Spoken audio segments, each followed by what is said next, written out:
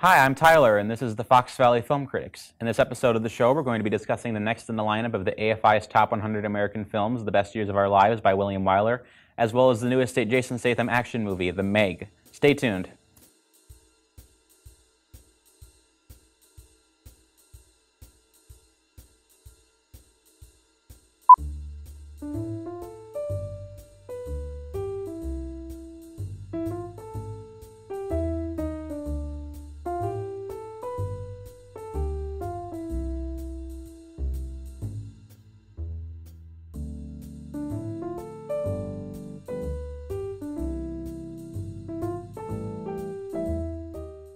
Hello and welcome to the show, brought to you by Groupthink Productions and FVTV.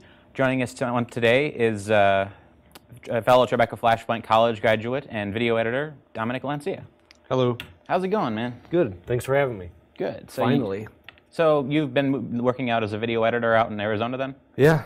It's just freelance here and there. Take what I could get. Hopefully something happens, but so far it's just a steady pace. All right. So have you seen, I don't imagine you've seen Best Years of Our Lives prior to this then? No. I mean, I like old movies. My grandma watches them, so I kind of became a fan of watching them, but if I had to on my own, I wouldn't. So when you said watch it, I did. And apparently it was on TV the same night, the same day you said, so it was good. Otherwise, I'm like, how do I find it? Yeah, that worked out pretty well. I mean, usually I have to seek out the movies, and this one I just got from the library, thankfully. But it's in color. The movie it's in black and white, darn it. We don't watch black and white movies in color, Mr. Turner. I'm sorry, but this is an interesting film because I had not seen it before today. It kind of falls into the place for me of older movies that don't quite work for me. I mean, it's very much like kind of an old school 1950s romance of Hollywood sort of film. Right. But going back and looking about the history of the film, I found that a little more interesting than the film itself.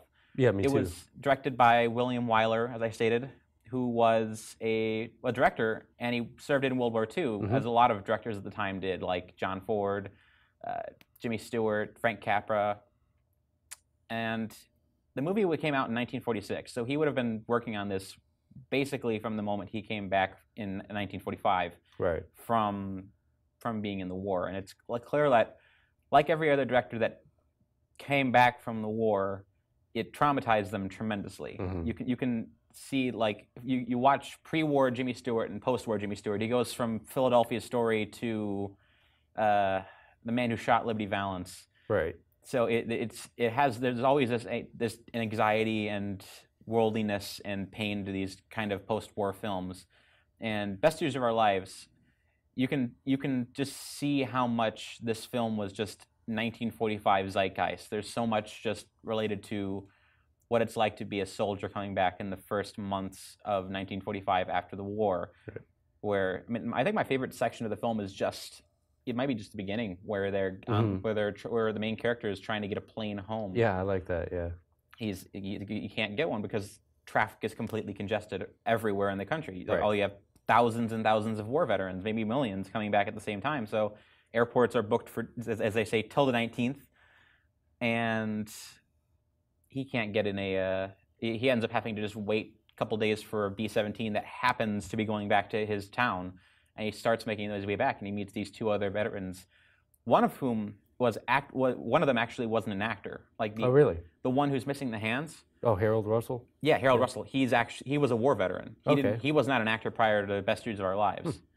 So he was picked because I was watching some Turner Classic Movies stuff this morning about this.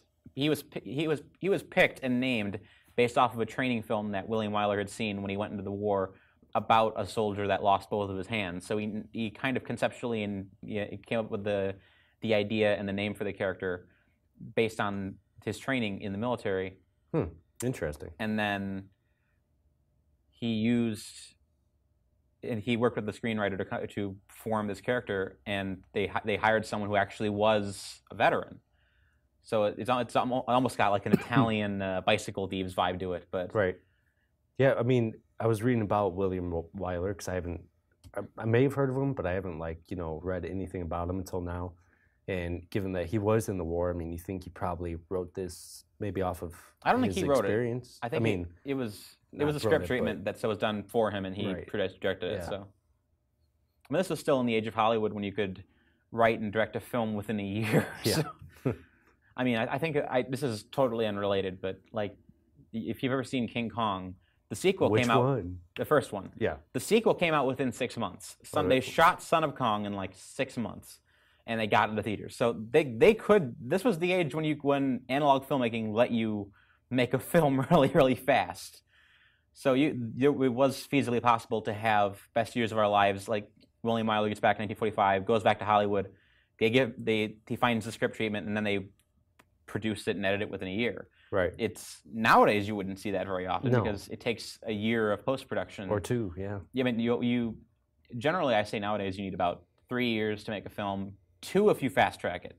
And that's assuming you have a good script already. Right. Because you need a year of pre-production, about 3 months of production, and then basically a year of post-production because there's a lot of video editing and sound editing and stuff like that. Mm-hmm. So the turnaround is incredible on that.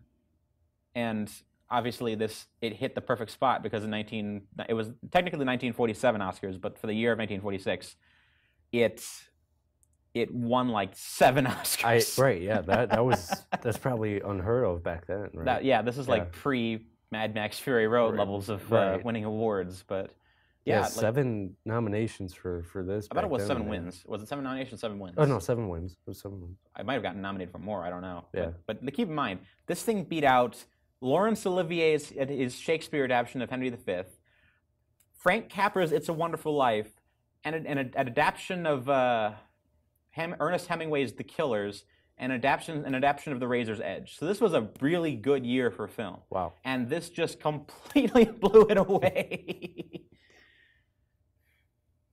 But yeah, I mean, as I was mentioning, I don't know if I necessarily, this would fall into my enjoyable 1940s, 1950s films. I kind of reflected on this a little, and I think a lot of the films I like coming from this time tend to be the not edgier ones, but the groundbreaking ones. So yeah, I mean, you've seen more probably than I have. Citizen Kane, Casablanca, I love all these. But I remember a couple months ago I talked about All About Eve, and I just found it an obsessively wordy film that I couldn't really get into, and this was a little bit of that. But there were a lot of amazing scenes that I just loved in this. Like I loved the scene where the guy is having like war flashbacks in bed. He's just having a nightmare in bed, and he's just tossing and turning, and you can just get the sense of what's going on in his head. Right. I love the scene where the guy's walking through the field of abandoned planes, which is just a beautiful image. This was shot by Greg Toland. Have you ever heard of him? Yeah, I mean, just by looking this up, but yeah, but not prior. It's a cinematographer for Citizen Kane and Grapes of Wrath. Okay. So this guy is famous for his ability to do deep focus cinematography. So everything looks in frame, even no matter how far it is. And that was something you used to be able to do with black and white photography. You really can't do anymore. I don't remember what the logic of that was, but I'd have to reread I forget the name of the book. There's a really good book on Citizen Kane from a couple of years ago that kind of goes into how deep focus works. But in regards to this, it's as beautiful as Grapes of Wrath and almost as beautiful as Citizen Kane. Just the way it captures all these really haunting images about that and helps tell the story of these characters that are just so lost in the world. Like and you either through injury or through emotional incapacity, or even just a character, I forget which one it was, but it's the character who just ends up working at a department store because there's no jobs. Fred, yeah. Yeah. So it's... That would be me.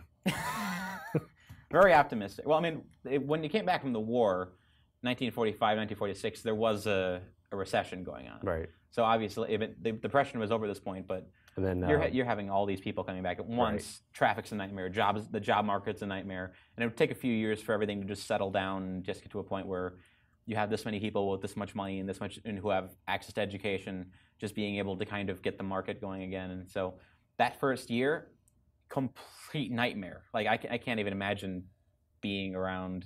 Me neither. I don't want to even think about it compared to what we have now. And people are always like, I wish I had a time machine to go back there. I'm like, I wouldn't really want to.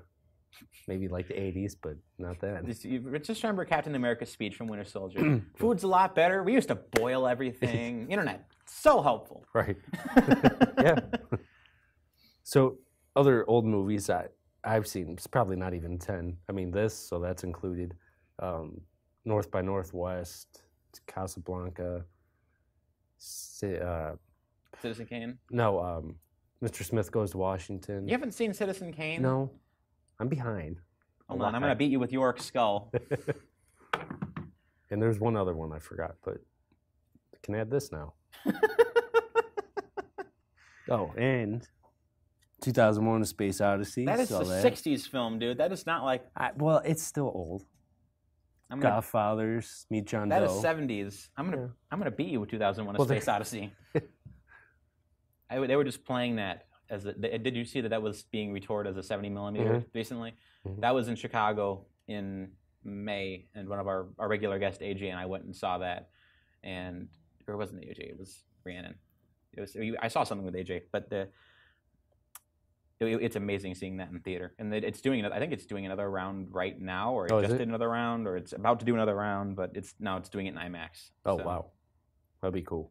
And they're getting the 4K Blu-ray treatment for that. So awesome. Also, Best Years of Our Lives. I think one of my favorite scenes was like that piano scene. I'm like, given that Homer, that's his character name, so his real name Harold. He didn't have those hooks in real life, obviously, so he had to learn how to play the piano with those hooks, which turned out pretty good. Okay. That's all the time we have for this segment. Join us for the following segment. We'll be discussing The Meg. Stay tuned.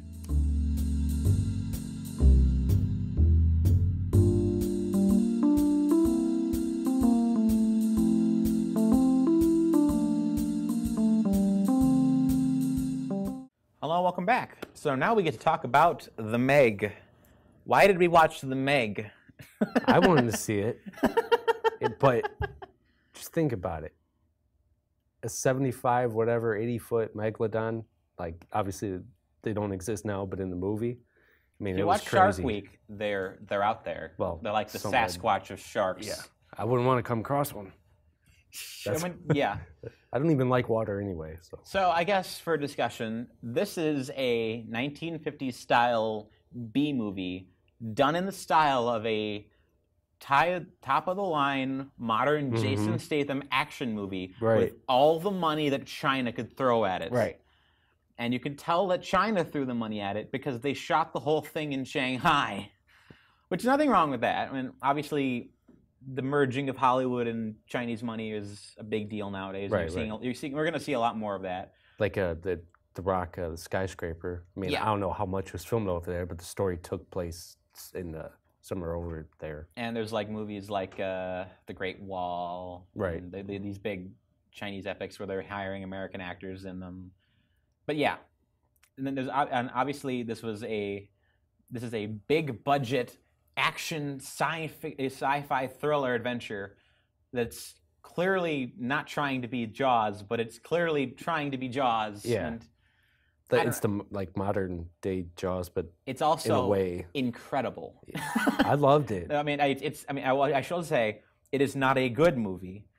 It's not even necessarily there are parts of it that are just borderline terrible, but it is an amazing movie. Oh, yeah. Well, I think special effects help with that. I mean, they pour a lot of money into the special effects in this film. I did appreciate that there were certain aspects of the film where they did try to tune it with this kind of suspense to it, because obviously there's a lot of suspense that just comes with being in the water with a giant killer shark. Right. Yeah. But I think the best section of the movie was the section where Could we do spoilers? There's like one spoiler. Well, yeah, but towards the end where where there's like a sudden villain reveal. It's like, oh my gosh, that just happened. Like that happens later in the movie, but it's the stupidest reveal. Yeah. Yeah. It's like, yeah. Do we want to spoil the big reveal of the Meg? Wow, I kind of forgot. I saw it like 2 weeks ago. They shouldn't care. No. Wasn't it Rainn Wilson, right? Yeah, Rainn Wilson is like the... I mean, I didn't... He's like the corporate Silicon Valley investor who's just like, we have to put we have to use this for money. I spent all this money, so you got to make me money. Yeah, billions of dollars. Oh my gosh, this is like. What did you think about that casting? Like when I first Rainn saw Wilson? I love Rainn Wilson. He's fine. Yeah. Like it's. Yeah, I thought he was good. Yeah. He's very silly. Yeah. This is a very silly movie. I was saying my favorite part of the movie is just early on when they're doing the first submarine dive, and it just turns into this like, we have to rescue this group by a certain amount of time or they die. Suspense. Yeah, right. Yeah, yeah. I'm like, okay, that's cool. And it's his ex-wife or girlfriend? It's his ex-wife. Wife, yeah. So cool. There's like a ticking time bomb, and there's a goal, and we kind of like these characters, sort of. And it's like, okay, we have to get from there to there, and it doesn't take up that much time in the actual length of the story. Right. So it's like, okay, this section of the movie works. And then the giant shark starts running around, and it turns into another movie that's not as good, but it's pretty good. Yeah. It just turns into them hunting the shark. They try all these different methods, like a giant glass cage that can't be broken, and then the shark starts figuring out a way to get around the giant glass cage. And there's not only one, but there's two, right? That's the spoiler. That there's not. It's not just there's a giant shark. It's that there's two of them. Well, the second one's even bigger. That I did not see coming. That was the stupidest part of the movie. It's like, oh, yay, we've conquered the giant shark. There's no problem. Oh no, there's a giant bigger shark now. It's going to attack a beach in Shanghai for no reason. But I love that part because we saw in the trailer like it was going to the beach and all the people, right? And I was thinking that in the movie the shark wouldn't see that, but I thought that was just like they took some spare footage of the shark and just put it in the trailer, but no, that actually happens. But that was my favorite part. Here's the thing: the shark doesn't act like a shark in this movie. It acts like a slasher villain that wants to hunt down people. It's not acting like it should. It's going after people deliberately with intent. Right. This is stupid, and it works for like the first half of it when the shark's just running around mauling. By the way, there's a lot of innocent whales that are killed in this movie. That is like unsettling. Like, why are they killing whales? Well, I know exactly why they're killing whales. It's because they need to have to like establish stakes without killing humans, because that would ruin they would make it not a PG-13 movie. They made a giant shark movie and it's not rated R. Right. This is a problem. This is a huge problem. Anyway, why did they do that? It just means that they have to make some sort of gore in the movie, and well, innocent whales. Yeah, I don't know. Oh, I don't like that. It's like there's one scene where they almost kill a dog. Yeah. Although the dog is a brat, so you're almost rooting for the shark for a minute there, but and just swimming like this. Well, the dog's just like. It's like a rich, prissy dog. I have no idea. It's not like a cute, nice dog. It's the like, one that jumped off the boat thing at the It's kind of like that big. It's like a little rat dog, like the kind that annoying people have. But so it's like you aren't. I don't feel sympathy for the dog. Like, why do I don't like this particular. I like dogs. I just don't like this particular one. Like, it had a bow tie. There's nothing wrong with bow ties. Don't shame. I'm just saying. Don't shame it. I wore one, but one time. I don't know what else there is to cover with the Meg. I mean, it's like the pods, those yellow pods that they took into the water. The first thing I thought was like the Phantom Menace, Star Wars. Okay. The one that Anakin flew. I'm like, it looks almost the same, but not really. It's like a hot take. The Meg ripped off the Phantom Menace. This is Dominic's hot take of the movie. Oh man, this is a weird experience. I did enjoy it. I mean, it's weird. Jason Statham is always fun. I mean, I like him in like Transporter and Crank and all of his schlock action movies. But yeah, I became a fan of pretty much everything he's doing lately, because I wasn't, and then I started just paying attention and like, just like The Rock, like anything he's in, I'll see. Anything. Did you see Mechanic Resurrection? Yeah, I didn't see that, but it looked really dumb. It wasn't as good as the first one, but this one, it's just like explosion after explosion, like every 5 minutes. The best Mechanic is clearly the Charles Bronson one from the 1970s. Well, I haven't seen it. Like, Michael Winner is a sociopath, and it makes him the best director of action movies ever. Okay. Watch Death Wish 3. You will fall in love. But I mean, I thought having him in this movie was just kind of bizarre because he has such a specific image that he's always trying to do, like the strong. He can drive cars, he can headbutt people really hard, and in this, he's like a rescue guy for a submarine rescue force. Something right. So that at very few points in the movie does he get to headbutt anything. No. I mean, there's nothing. Speaking of that, Herbie, I was talking to him about it. He's like, "Did Jason Statham punch a shark?" Like, no. he's like, "Did he even come close to punching the shark?" I'm like, "No." Although I would have loved to see that. Do you remember that Hey Arnold episode where they're swimming in the bay and there's all those sharks around them? There's the climax of that episode is apparently if you punch a shark in the nose, the shark will get wounded and go away because it has a really soft cartilage in the nose. Yeah. So how did they not take advantage of something stupid like that? Like, oh, Jason Statham could punch the giant megalodon in the face and it gets like. What, did you see the size of this thing? It gets butthurt and it goes away, even though it's Jason Statham, man. The man is a living muscle. He just has to go, and then the megalodon will just like, ow, my nose, I'm going to swim away now. And that would be about as logical as anything else that's in this movie. Right, yeah. It would make it 10 times better. Use your talent for what they're good at. As soon as he said that, I'm like, I would have loved to see that. Headbutt the shark. Yeah. It's coming right at you. Do something with the shark. Yeah. He's in the shark's mouth. He's just going. Well, he almost was for a second, but you know. Oh yeah, there's like the close call moment where he's getting dragged on by the end of the boat on the end of a rope, and they're tied like dragging him in, and the shark's chasing him specifically. Right. This is the best. But I mean, overall, I did really like it. I mean, I have overall positive feelings, even though I would not meaningfully call this a good movie because I respect myself and I don't want to inflict pain upon myself to do that. See, that's what's funny. Like, I see a movie and I'm like, I don't really care. Like, I like it or I don't like it. And I'm pretty much like any movie any action movie or comedy, I'm like, people are like, what do you think? I'm like, yeah, I liked it. It was good.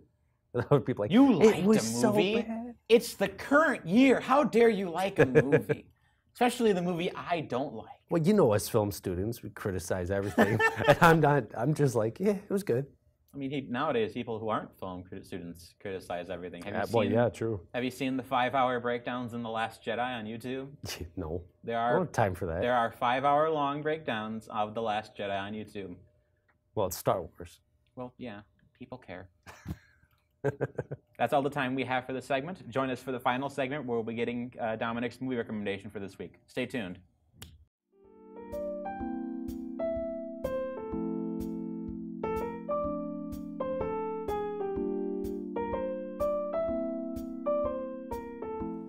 Hello, welcome back to the final segment. We're going to hand things over to Dominic now to tell us his movie recommendation for this week. All right. So before I came here, I saw Mile 22, which was the newest one of Mark Wahlberg's. And this is just a recommendation if you're a huge fan of Mark Wahlberg, because I am. There's not lately, but pretty much for 10 years or so, like everything he's in I like for some reason. And this is just your typical all-out, like nonstop violence movie, you know, like gunshot, shoot 'em up, and what's gory, all that. It was good, and Lauren Cohan, I think that's her name, from The Walking Dead. She was good in it. But the story is kind of just like, yeah, we got to help transport this one guy 22 miles. So there's the name. And along the way, all this stuff happens, you know, and it's just trying to help out, and you're trying to like defend yourself. So it was good. I almost wanted to see it. I saw the movie was getting mixed reviews, but I know the guy from the Raid movies, isn't it? He's the guy. Yeah, he's that guy. Yeah. So when I heard that, I was just like, oh, this is going to be like Mark Wahlberg is like the Punisher, and then Rama is going to be doing martial arts. And it's going to be just which he does. I mean, it's the choreography in this movie and like the stunts, and it was made like. I've heard really the editing good. is really bad. Like they cut constantly. Like, yeah, I mean it's fast paced, like fast cut editing, because there's just so many fights and so many things. It's just like I've learned a lot about the director of this movie. I did a very long essay on my original blog about him. His name Peter Berg? Yeah, Peter Berg. I talked about, he had this weird trilogy where he did Lone Survivor, Deepwater Horizon, and then Patriots Day in one go. And it's like it's all Mark Wahlberg movies. They're all about tragedies. Right. And Real they life all events, have the same basic storytelling problems. Right. I did a whole long breakdown on that. And I was surprised that he was coming back together with Mark Wahlberg. I mean, I haven't seen the movie yet, so I can't see to it, but I do want to watch it as soon as it comes out on DVD because it does sound like it's marginally interesting. I mean, if you want to know why it's edited badly, there are photos on like Instagram of Peter Berg hanging out with Michael Bay in the editing bay. Oh, yeah. So apparently he was getting tips. Right. He's like, cut here, cut here, cut here, cut here, cut here. It's like that scene from Taken 3 where there's 23 shots necessary in order to cross a fence. Oh, right, yeah. That? Yep. When he's starts climbing fence, cut. Starts climbing fence again, cut. Gets over fence, cut.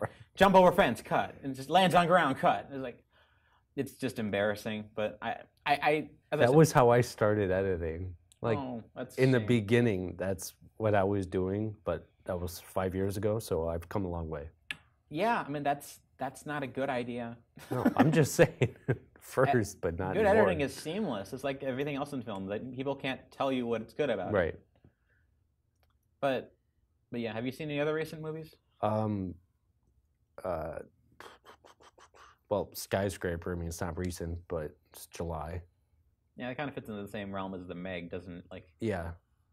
Over in I don't know if it's Beijing or probably. I didn't see it. I need to watch it. In order to know it was good. Exactly. I mean, typical like The Rock movies. Same director as San Andreas. So yeah. You know it's good if it has his seal of appeal on it, or seal of approval. That's all the time we have for this episode of the Fox Valley Film Critics.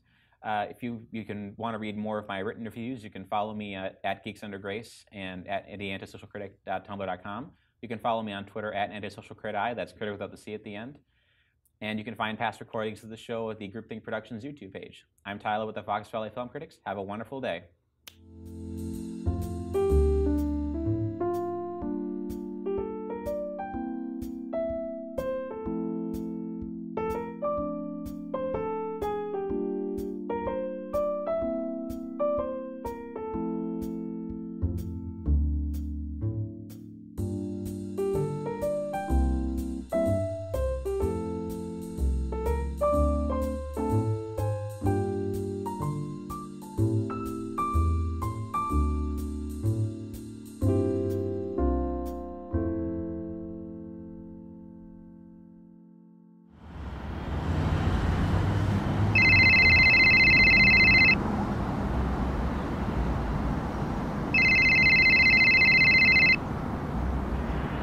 Hello? Great news. I found us an audition. Morning, Gloria. Wait, you got what? I found us a posting for an audition for this really cool sounding indie drama being made by this eccentric, outsider, artistic type. You did? Where'd you find it? Craigslist? Look, it'll be fine. I've done gigs like this before. We shoot in a few weeks. You'll get a shot at a big role to show off to the casting guys, and I'll get the cash I need to stay in town for another month, okay?